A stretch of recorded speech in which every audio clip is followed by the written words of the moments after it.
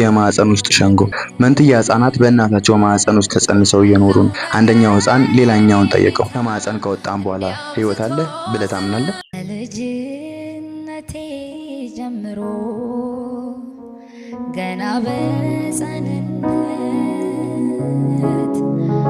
ያኔ ተሸከመኝ ያሰፊ ትከሻ ዛሬም አይሰለችም። ፕሮፌት ሄኖክ ስለ የምስራች አሟሟት እንደዚህ ሲል የተሰማውን ነገር ገልጿል። ዘማሪት የምስራች በተቀበለችው ጸጋ በዝማሬ አገልግሎት በብዙ መሰጠትና ትጋት በፍጹም ቅንነት ስታገለግለን የቆየች ሲሆን ባደረባት ጽኑ ህመም ስትታከም ቆይታ አሁን ከዚህ ዓለም በስጋ ተለይታናለች።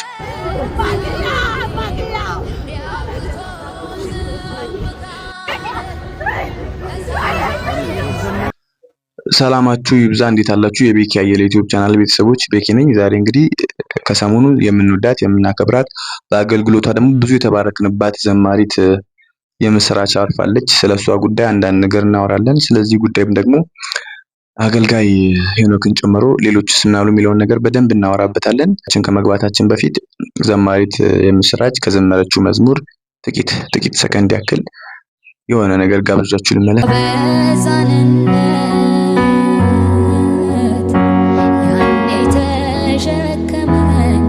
ሰፊ ትከሻ ዛሬም አልሰለቸም። በደሌ ከፍ ብሎ ሳለ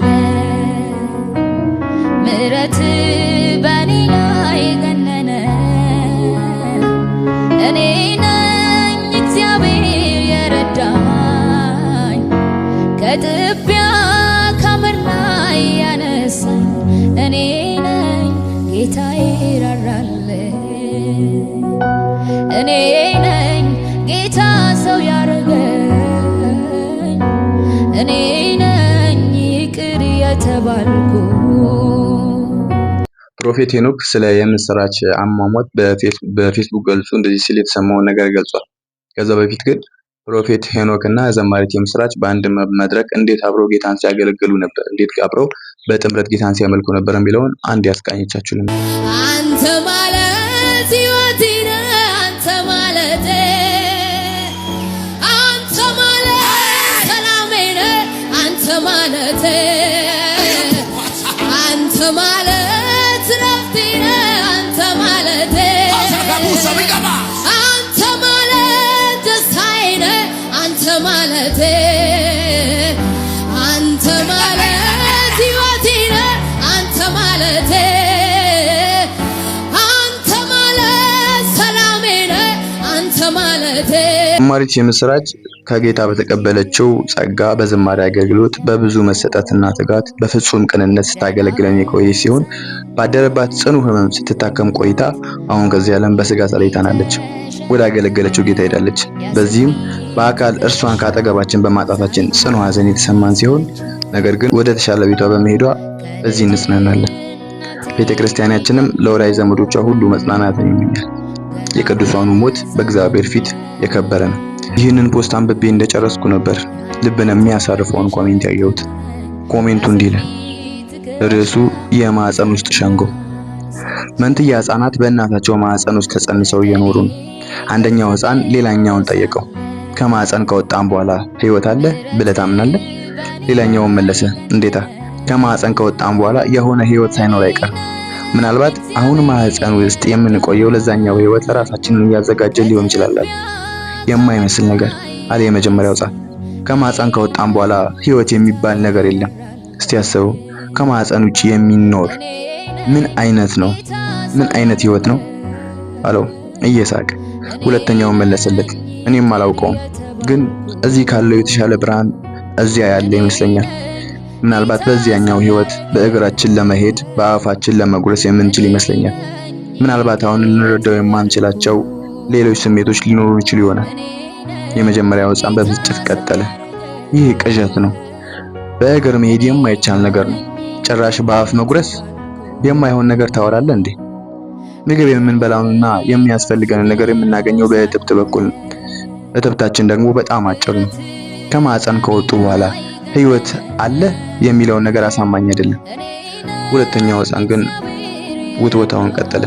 እኔ ግን የሆነ ነገር የሚኖር ይመስለኛል። ምናልባት ማህፀን ውስጥ ካለው ነገር የተለየ ነገር የሚኖር ይመስለኛል። ምናልባትም ምትብት ላይ ያስፈልገን ይችል ይሆናል። የመጀመሪያው ሕፃን ግን አልተረታም። አይዋጥልኝም። እሺ የምትለው ልቀበል። እንዳልከው ከማህፀን ውጪ ህይወት ካለ እዚያ ደርሶ የተመለሰ ሰው ለምን አናገኝም? ከማህፀን መውጣት የህይወት መጨረሻ ነው። ከማህፀን ከወጣን በኋላ በጨለማ ውስጥ በዝምታ ከመጣል በስተቀር ምንም ነገር የለም። ወዴትም አንሄድም። በእርግጥ ምንም አላውቅም። ቀጠለ ሁለተኛው ሕፃን። ነገር ግን ከማህፀን ከወጣን በኋላ እናታችንን እናገኛለን። እሷ ትንከባከበናለች። እናት በእናት መኖር ከልብ ታምናለህ? በጣም የሚያስቅ ነገር ነው። እሺ እናት ካለች አሁን የት ነው ያለችው? ሁለተኛው ቀበል አድርጎ እናታችንማ በዙሪያችን አለች። በእርሷ ተከበን ነው ያለነው። የተገኘነው ከእርሷ ነው። የምንኖረውም በእርሷ ውስጥ ነው። ያለ እርሷ ያለንበት የማህፀን ውስጥ ዓለም ሊኖር አይችልም አለው። አላየኋትማ። የት አለች? ስለዚህ አለች የሚለው ነገር አሳማኝ አይደለም አለ የመጀመሪያው ሕፃን። ሁለተኛው ሕፃን ግን ይህን አለ። በማህፀን ውስጥ ስንኖር አንዳች ጊዜ በዝምታ ውስጥ ሆነን በጥሞና የምታዳምጥ ከሆነ የእናትህን መኖር ትገነዘባለህ። በፍቅር የተሞላ ድምጿ ከላይ ሆኖ ሲጠራ ትሰማለህ ብሎ ክርክሩን ቋጨ። ይህች ዓለም እንደ ማህፀን ናት። የዚህ ዓለም ኑሮ ለወዲያኛው ኑሮ የምንዘጋጅበት አጭር ጊዜ ነው። ብዙዎች ለማመን ቢቸገሩም ከሞት በኋላ ዘላለማዊ ሕይወት አለ። በጥሞና በተፈለግነው የዓለም መጋቢና ሰራሂ አምላክ ልዑል እግዚአብሔር አለ። የምንሞትበት ቀን ከጠባቡ ወደ ሰፊው የምንሄድበት ለዘላለም ሕይወት የምንወለድበት የልደት ቀናችን። እውነት ነው። ይህ ዓለም ልክ እንደ እናት ማህፀን ነው። ከዚህ ዓለም በሞት ስንለይ ወይም ደግሞ ከእናታችን ማህፀን ስንወጣ ወደ ብዙ ብርሃን ነው የምንሄደው። እኔ እንደዚህ አምናለሁ። እናንተ እንዴት ታምናላችሁ? በመጀመሪያ ለወዳጅ ዘመዶቿ መጽናናትን እመኛለሁ።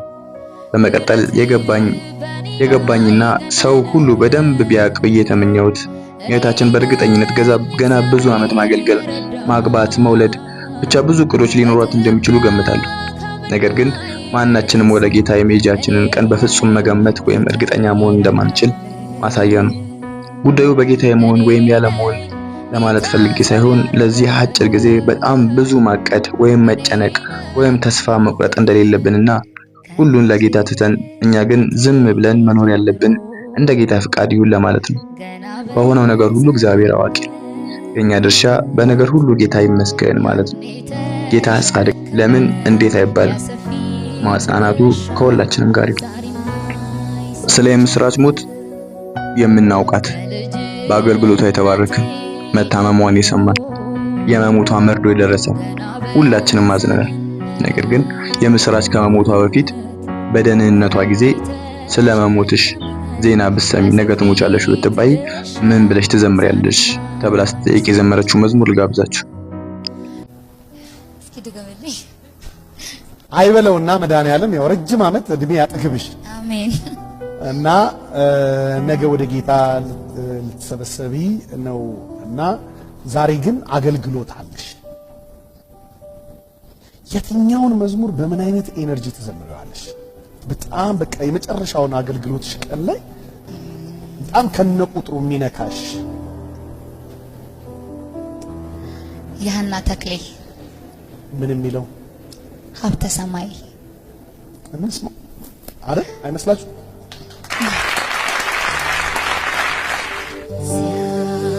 ሲያልፊተኛው ሰማይ ደግሞ እንደገና አዲስ ሰማይ ሲያበቃ ይሄኛው ምድር ዘላለም አለ የክብር ምድር። ይሄን ብቻ ነው ልል የምችለው። የቅዱሳን ሞት በእግዚአብሔር ፊት የከበረ ነው።